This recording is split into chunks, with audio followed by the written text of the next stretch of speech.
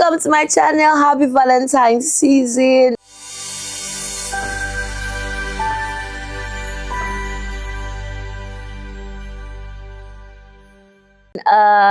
Whether you are single or you're married, know that God loves you. You are important. You are special. You might have no ring on your finger, but your name is inscribed on the palm of his hand. He died for you. So today I'm going to be talking about unrealistic versus realistic expectations in relationships.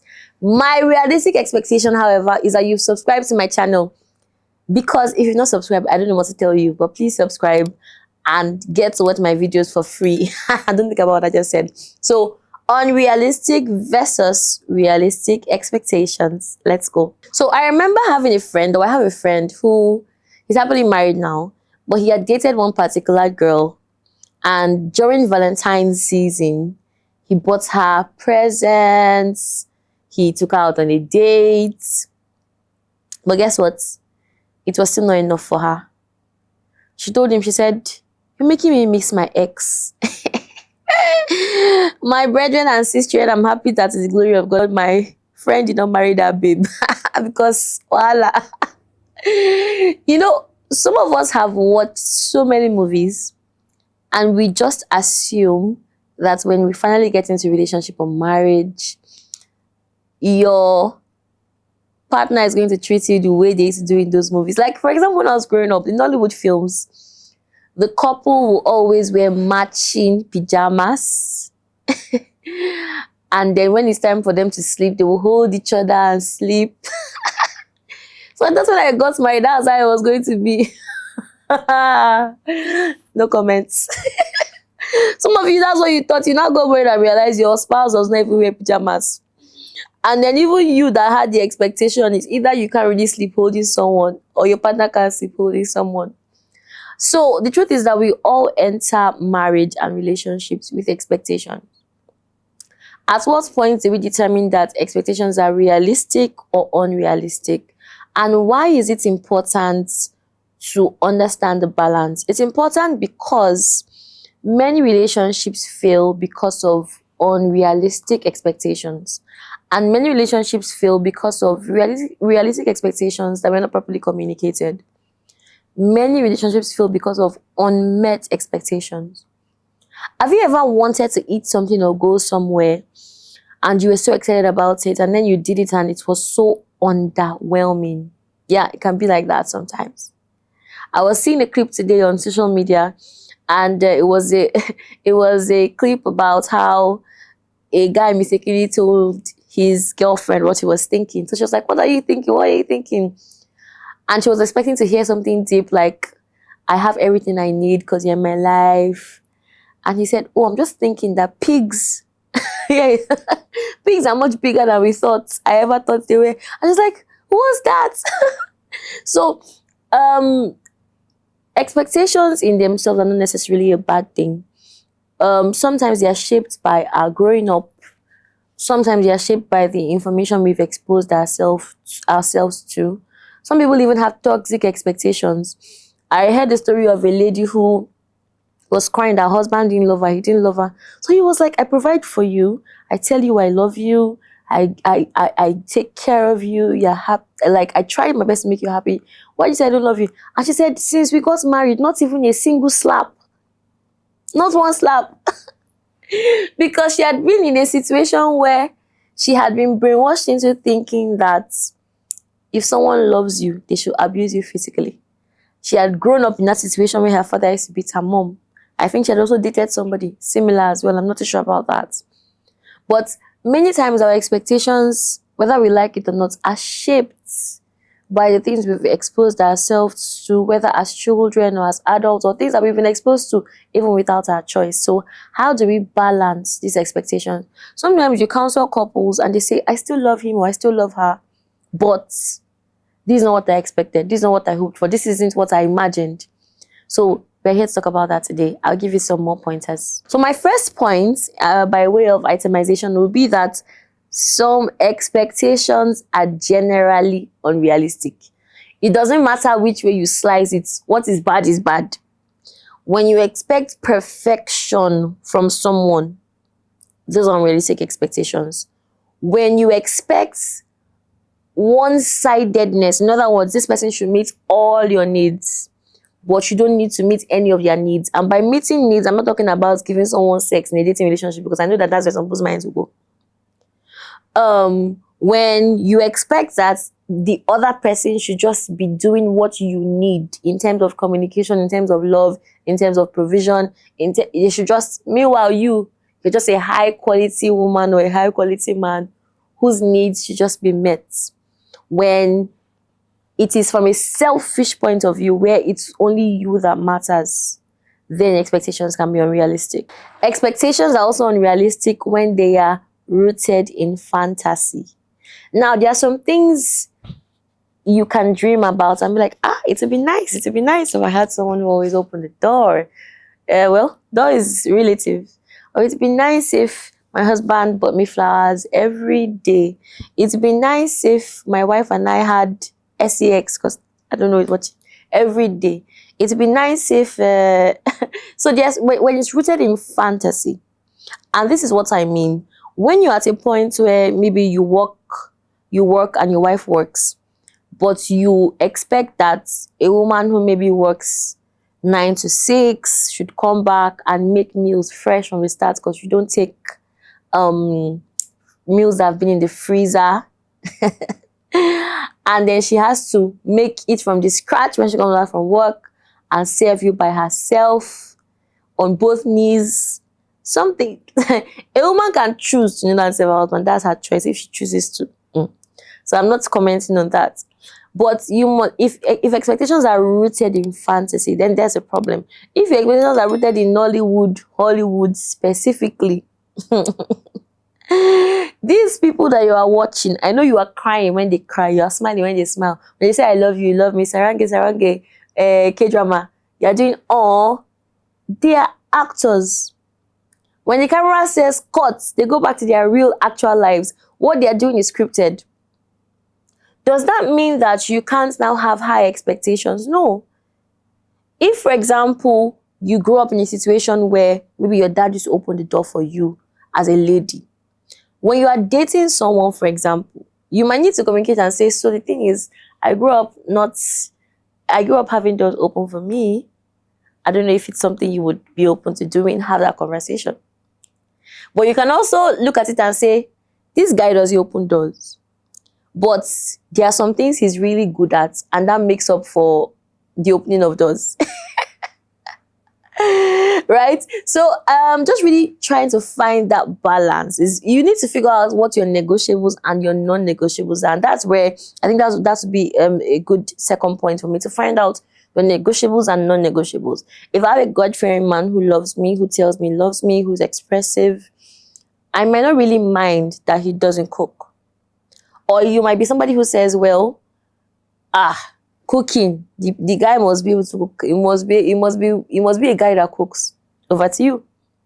There are some guys that are so happy in their marriages, their wives don't cook. I think everybody should know how to cook, whether male or female. But I feel like a woman should definitely be a homemaker.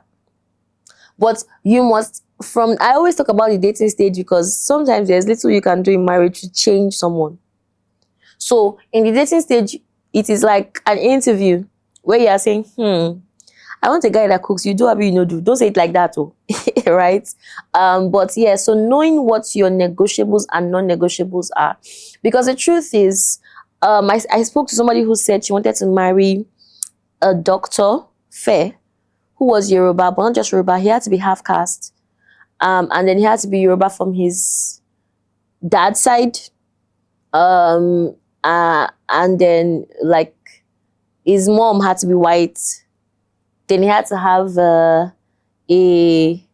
what's it called? An English name like Coker.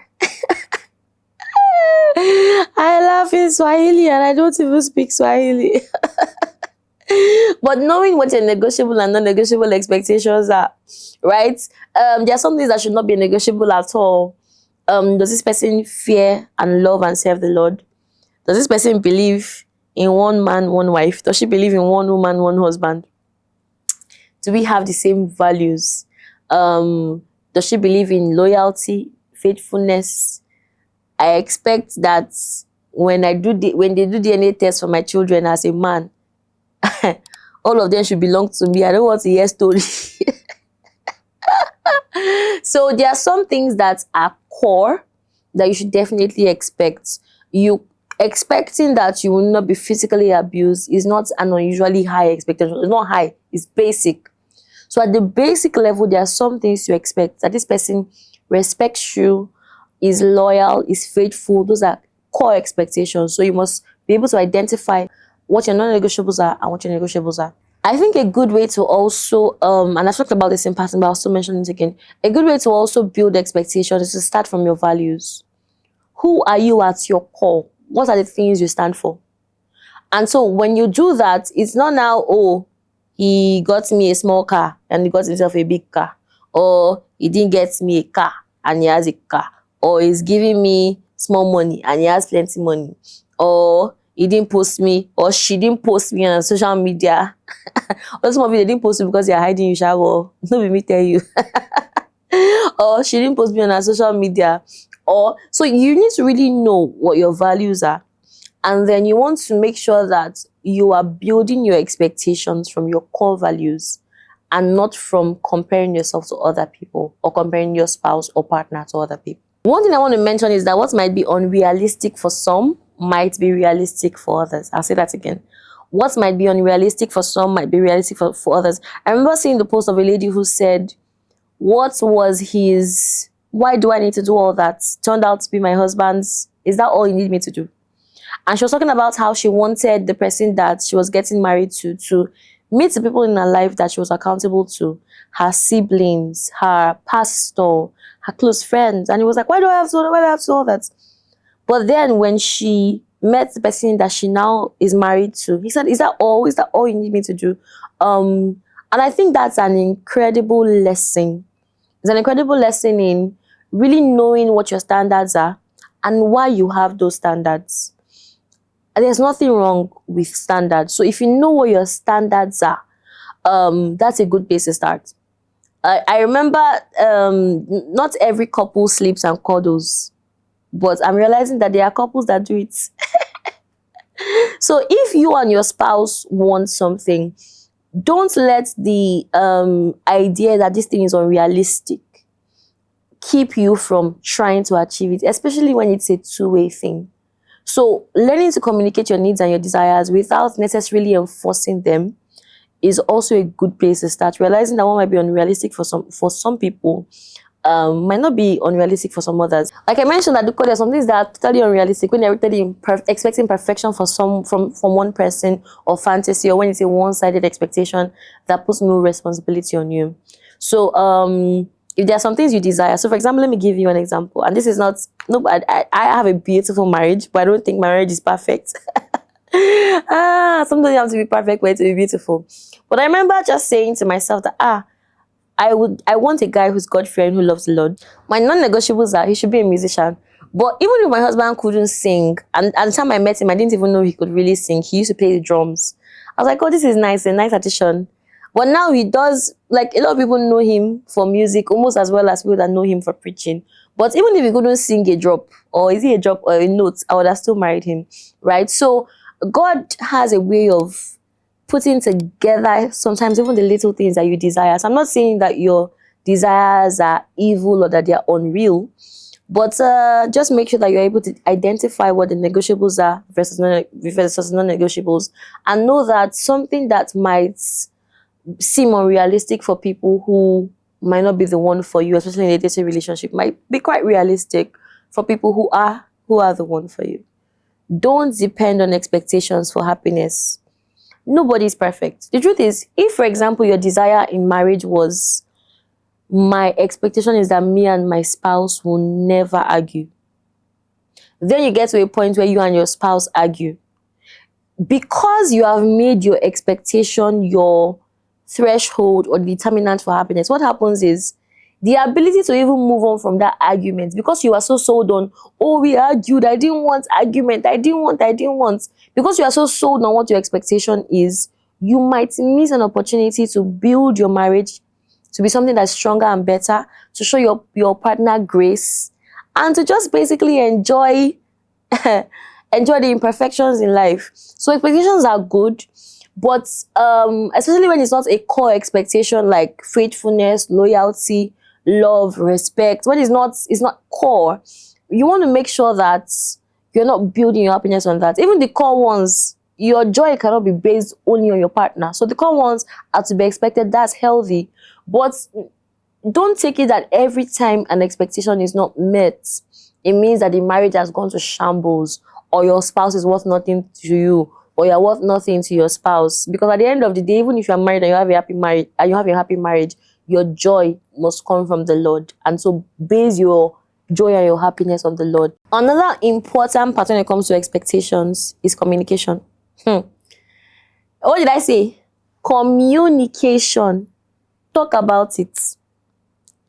Don't assume that because your mom used to cook 3 square meals and serve on the dining table that your wife would do the same. Don't assume that because your father used to wash your clothes, your husband will do the same.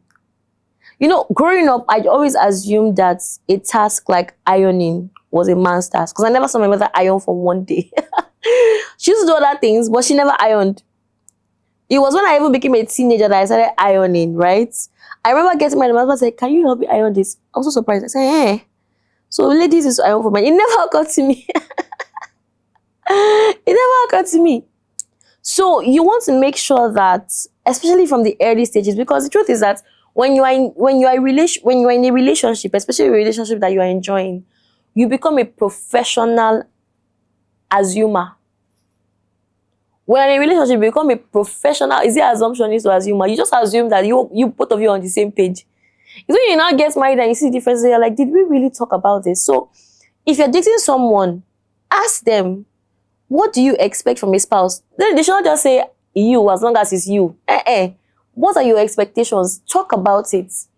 In dating relationship, we can now sieve out what are the real expectations, what are the unrealistic expectations, how do we navigate it, what are our expectations as a couple. Because the truth is that marriage is really all about oneness. And so communication is the first step in achieving that oneness. The next step in achieving that oneness will be compromise. And compromise from a place of joy, not I really wanted somebody that was like this, but since you're like this, let me just manage you. I cannot divorce you. I'll just try my best. I don't even care. I'm not even trying safe. So communication, but then compromise. Because the truth is that your spouse might not be everything you expect. And that's not always a bad thing. Because there are going to be parts of them that you did not know you needed to expect, that will eventually be such a gift to you. So, learning to compromise. Okay, so this person is good at A, B, C, D, E, F, G, H, but you're not good at I, J, K, L, M, N, O, L, M, N. Okay, I'll take it. Especially when it's not a non-negotiable. And the truth is that, except it has to do with, like life or death or health, you cannot just, in marriage, say, I said I wanted to marry somebody who did not like career. Now you like career. Is it not negotiable for me? We have closed. No. We're not doing it again. No. Because this person is evolving and so are you. So that's why you must marry, first of all, from a place of values. We have the same values, because sometimes expectations might change. What you thought you wanted as a teenager might be different from what you want as an adult. What you thought you wanted at 30 might be different from what you actually now want at 45. So the important thing is to show each other grace, to compromise. And in the midst of compromising, doesn't mean that you give up. You can still try and continue to communicate in the best way possible what your expectations are. But sometimes it might not be your spouse that needs to change. It might be your expectations. It might be you that needs to just align a bit. And trying to find that balance is important. Because some people align, but they carry it at the back of their mind that they've settled for less. And when you carry it at the back of your mind that you have settled for less, the devil will find a way to use it against you and against your marriage. So prayer will also help you.